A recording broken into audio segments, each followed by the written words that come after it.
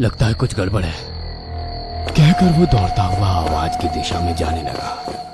कुछ ही दूरी पर घनी झाड़ियों की दूसरी तरफ सभी लोग खड़े थे। वह किसी तरह उनके पास पहुंचा। कुछ दोस्त वहां खड़े आसपास के इलाके पर टॉर्च की रोशनी में कुछ देख रहे थे।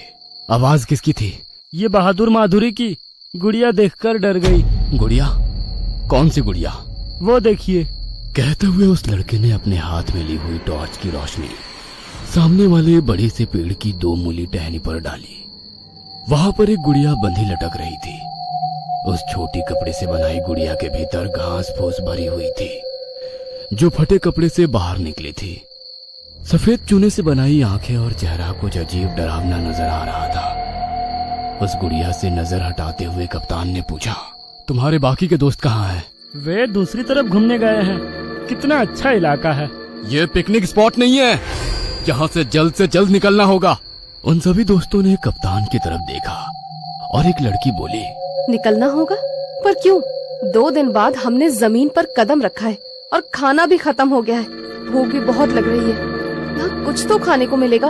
उन सब की तरफ देखते हुए कप्तान ने दबी आवाज में पर गुस्से में कहा, जिस तरह तुम्हें भूख लग रही है, वैसे ही कई भूखे खूंखार जानवर इस टापू के घने जंगल में शिकार का इंतजार कर रहे हैं। जान से मारना दूर, अगर किसी जानवर ने जख्मी भी किया तो हमारे पास ना दवाइयां हैं ना अस्पताल। इसलिए अगर जिंदा रहना चाहते हो तो जल्द से जल्द शिप में जाकर बैठ जाओ, और जब तक मैं नहीं कहता कोई नीचे नहीं उतरेगा।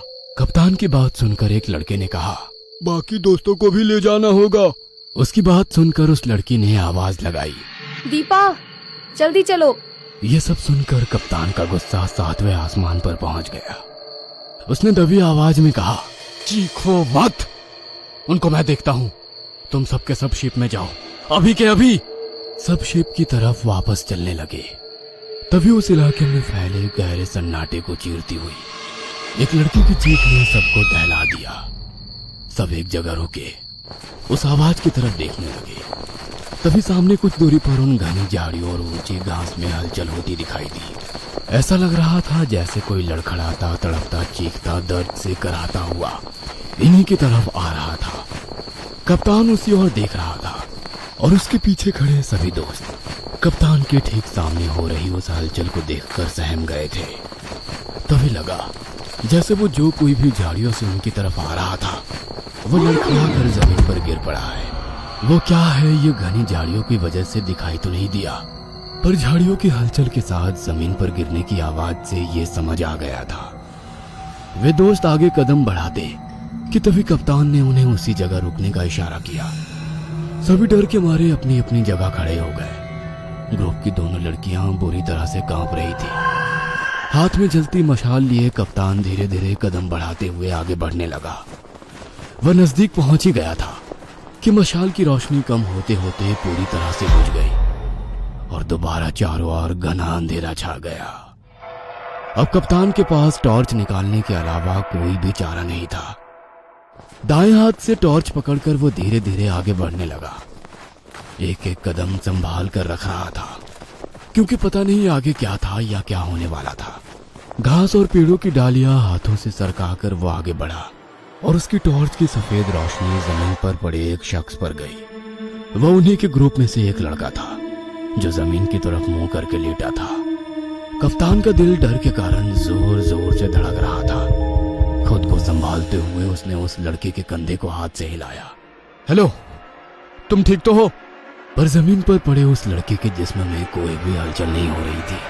कुछ दूरी पर खड़े सभी दोस्त उस लड़के की तरफ आ गए और देखने लगे। कप्तान ने दोबारा उस लड़के की पीठ पर हाथ रखकर जगाते हुए पूछा, हेलो, क्या हुआ है तुम्हें?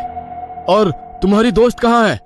तभी एक लड़की ने हाथ में पकड़ी पानी की बोतल कप्तान को दी और उसके ऊपर छिड़क कर उठाने के लिए कहा।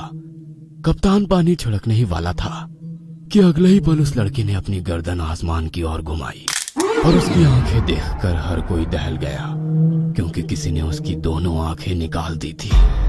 उसका वो डरावना चेहरा देखकर लड़कियों के मुंह से चीख निकली कि तभी वो जोर जोर से हंसते हुए बोला, ना सूरज निकलेगा ना अंधेरा मिटेगा। उसका जिस्म जमीन की तरफ था और गर्दन दूसरी तरफ। ये खौफनाक नजारा देखकर सभी के रोंगटे खड़े हो गए। जमीन पर पड़ा वो लड़का झटके में उठकर बैठ गया। उसका शरीर एक ही जगह पर स्थिर था, पर उसकी गर्दन वहां मौजूद हर एक शख्स की तरफ घूम रही थी। आंखें ना होने के कारण वो खाली जगह और भी ज्यादा खौफनाक लग रही थी और एक अजीब सी गहरी आवाज में कहा, तुम सब मरोगे, एक एक करके मरोगे। तुम सबका वो हाल होगा कि एक दूसरे के ऊपर तरस खाकर खुद अपने दोस्तों को जान से मार दोगे। शुरुआत हो चुकी है। इतना कहकर वो एकदम से चुप होकर जमीन पर गिर गया, पर अगले ही पल वो जोर जोर से रोने लगा। दर्द से चीखते हुए अपने दोस्तों से बोला, कोई मुझे जान से मार दो, बहुत दर्द हो रहा है, मैं बर्दाश्त नहीं कर पा रहा। तुम लोग भाग जाओ यहाँ से, तुम लोग भाग जाओ। उसके शर्ट के भीतर कुछ हलचल होती दिखाई दे रही थी। कप्तान ने हिम्मत करके उसकी शर्ट फाड़ दी और सामने का नजारा देख मानो सबकी रूह कांप गई। उसकी चमड़ी के नीचे कुछ अजीब सी हलचल होती दिखाई दे रही थी, मानो पेट की चमड़ी के नीचे से कीड़े रेंगते हुए ऊपर जा रहे हैं। जमीन पर पड़ा वो लड़का अचानक से तड़पते हुए चीखने लगा। उसकी यह हरकत देखकर बाकी लोग दूर हट गए। वह लड़का जमीन पर घुटनों के बल बैठ गया। दर्द के मारे उसने अपना गला पकड़ा और जोर से उल्टी कर दी। जमीन पर मांस खाने वाले लार्वा फैल गए। यह देख सबके होश उड़ गए। लड़कियां डर के कारण शिप की तरफ भागने लगी। कप्तान ने अपनी गन निकालकर उस लड़के के सिर पर निशाना लगाया और ट्रिगर दबा दिया। अपने दोस्त को जमीन पर मरा देख उसके दोस्त ने कप्तान की तरफ गुस्से से देखकर कहा, ये आपने क्या कर दिया? आपने मेरे दोस्त को मार दिया, मैं आपको छोड़ूंगा नहीं। अपनी गन पॉकेट में रखकर कप्तान ने कहा, मुझे छोड़ने पकड़ने के बारे में बाद में सोचना, पहले यहाँ से जिंदा निकलने के बारे में सोचो तो बेहतर होगा। और हाँ, अपने दोस्त की मौत के जिम्मेदार तुम लोग हो। मैंने मना किया था नीचे उतरने के लिए, फिर भी तुम लोग नीचे उतरे और ऐसे चल रहे हो जैसे गार्डन में घूमने या छुट्टी मनाने के लिए आए हो। हम जिस मुसीबत में फंसे हैं उसके जिम्मेदार तुम लोग हो। अब जाओ यहाँ से। इतना कहकर कप्तान ने उस शिप की तरफ जाने का इशारा किया और जमीन पर पड़ी उस लाश की तरफ नजर घुमाई और देखता ही रह गया, क्योंकि उन लार्वा ने लाश का पूरा मांस खा लिया था और केवल हड्डियां बची थी। कप्तान अब जंगल के अंदर उस लड़की को ढूंढने के लिए चल पड़ा। टॉर्च की रोशनी में वो एक एक कदम संभल कर रख रहा था। इतनी देर से खामोश पड़े उस घने जंगल से अचानक रात के कीड़ों की कर कर करती आवाज उस गहरे सन्नाटे को चीरती हुई चारों ओर फैलने लगी। कप्तान धीरे धीरे उस घने जंगल में भीतर चला जा रहा था। पहाड़ी की तरफ चढ़ते हुए उसे घूप अंधेरे में किसी औरत की सिसकियां सुनाई देने लगी। वह एकदम से रुक गया, आवाज को गौर से सुनने लगा। आवाज की दिशा समझ में नहीं आ रही थी, पर वो दर्द भरी आवाज उसके कानों में गूंज रही थी। उसने चारों ओर टॉर्च की रोशनी डालकर देखा, पर घने जंगल में कोई भी दिखाई नहीं दे रहा था। कुछ पल के बाद वो आवाज आनी बंद हो गई और दोबारा चारों ओर रात के कीड़ों की डरावनी आवाज गूंजने लगी। कप्तान को भी अब डर लगने लगा। क्या करूं? इन सबको यहीं छोड़कर अपने साथी को लेकर यहां से निकल जाऊं? इनके लिए मैं अपनी जान खतरे में क्यों डालूं? वो सोच ही रहा था कि तभी दोबारा उसे वही सिसकियों की आवाज आने लगी। अब उसका दिल भी डर के कारण जोर जोर से धड़कने लगा। इस बार आवाज की दिशा उसे समझ आ रही थी। वह संभल कर कदम बढ़ाने लगा। आवाज सामने वाले एक बड़े से पेड़ के पीछे से आ रही थी। उसने अपनी गन निकाली और हाथों को क्रॉस करके एक से टॉर्च की रोशनी, दूसरे हाथ से गन का निशाना पेड़ पर लगाए वो आगे बढ़ने लगा।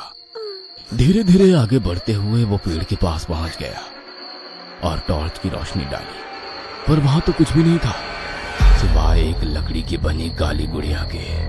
उसने चारों ओर रोशनी घुमाई, पर कोई औरत नजर नहीं आ रही थी।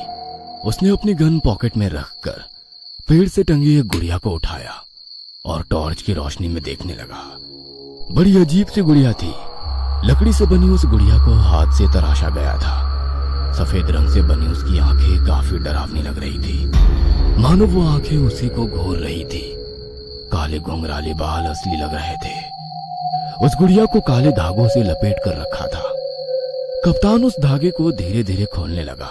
तभी उसे अपने पीछे फैले घोप अंधेरे में कुछ हलचल सुनाई दी। उसने पीछे मुड़कर देखा तो सिवाय काले अंधेरे के कुछ भी नजर नहीं आ रहा था, पर किसी खूंखार जानवर की गुर्राहट सुनाई दे रही थी। उसने दोबारा गुड़िया से बांधा वो धागा पूरी तरह से खोल दिया और अगले ही पल झटके से उसके हाथ से किसी चमगादड़ की तरह हवा में गायब हो गई। पर चमगादड़ की खौफनाक आवाज चारों ओर गूंजने लगी। उसने टॉर्च की रोशनी हवा में इधर उधर दौड़ाई, पर वो झट से नजरों से ओझल हो गई थी। वो क्या था?